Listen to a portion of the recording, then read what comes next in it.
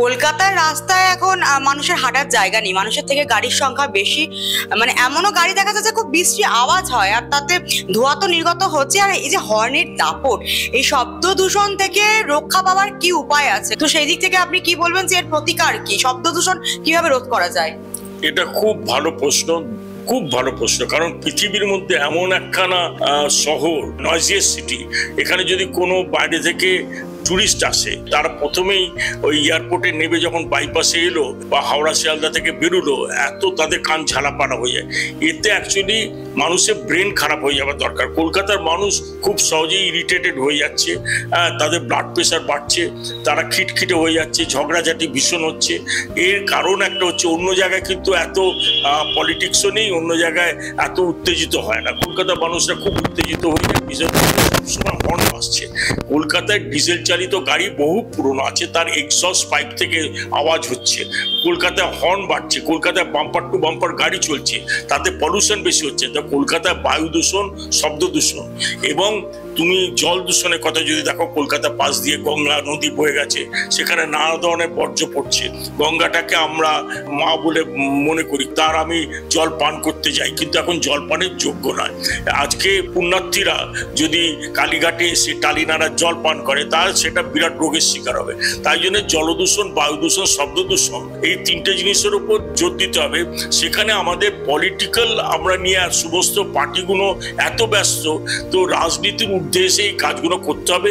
বিভিন্ন পলিটিক্যাল পার্টিকে পরিবেশ যাতে বাঁচে সেটা চেষ্টা করবে। পরিবেশ যদি চলে যায়, ও রাজনীতি করেও কিছু হবে না। হঠাৎই দেখবে একদিন কলকাতা জলের তলায় চলে গেছে। আমরা প্রেডিক্ট করেছি 2050 সালের মধ্যে কলকাতা জলের তলায় চলে যাবে। তারও অনেক আগে অনেকে প্রেডিক্ট করেছে খিদিরপুর এই অঞ্চলটাও জলের তলায় চলে যাবে।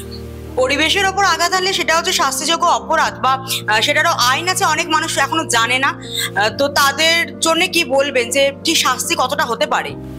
আমাদের এখানে পুলিশটাও জানে না, অনেক তারা রসিও জানে না যে এনভায়রনমেন্টাল ক্রাইম বলে একটা জিনিস আছে, এনভায়রনমেন্টাল ক্রিমিনোলজি।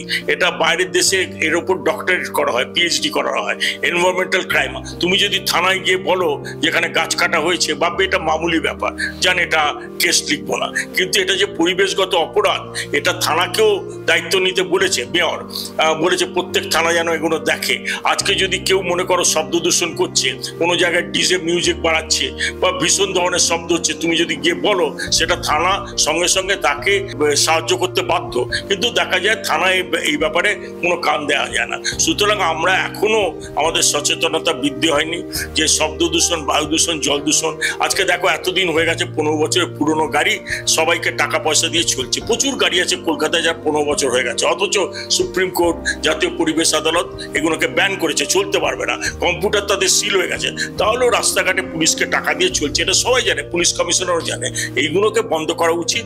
আর শব্দ দূষণ যেটা বললে, মানুষের যে অবস্থা হয়েছে, নার্ভের উপর প্রেশার পড়ছে। আজকে এত শব্দ, যেটা 40 ডেসিবেল থেকে 50 ডেসিবেলে থাকা উচিত, সেটা রাত্রিরে তো অনেক কম থাকা উচিত। সেটা এখন শব্দটা গেছে, যে কোনো ক্রসিংয়ে তুমি যদি ডেসিবেল মিটার নিয়ে মাপো, দেখা যাবে 90 ডেসিবেল।